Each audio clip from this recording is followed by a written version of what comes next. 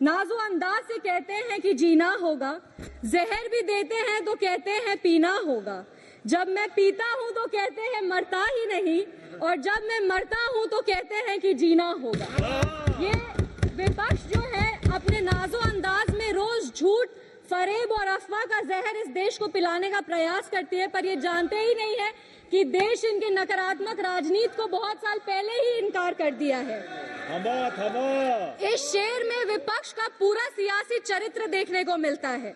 यहाँ पे बड़ी बड़ी संस्थानें हैं, IMF है, OECD है, जो भारत की ओर उम्मीद से देखती है और भारत को एक ब्राइट स्पॉट मानती है। पर हमारे विपक्ष के कुछ विद्वान हैं जिनको इस पूरे विकास में कुछ दिखता ही नहीं, और वो हमेशा कहते हैं कि India is a dead economy.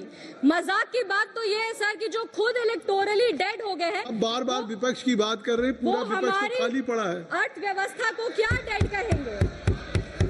आप इस देश को जब डेड इकोनॉमी कहते हैं तो आप हमारे प्रधानमंत्री का अपमान नहीं करते, आप अपमान करते हैं उस किसान का जो रिकॉर्ड 350 मिलियन टन अनाज उगा रहा है।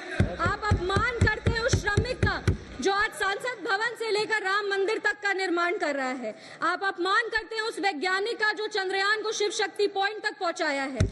आप अपमान करते हैं उस स्टार्टअप फाउंडर का जो दुनिया भर में भारत की डंका बजा रहा है।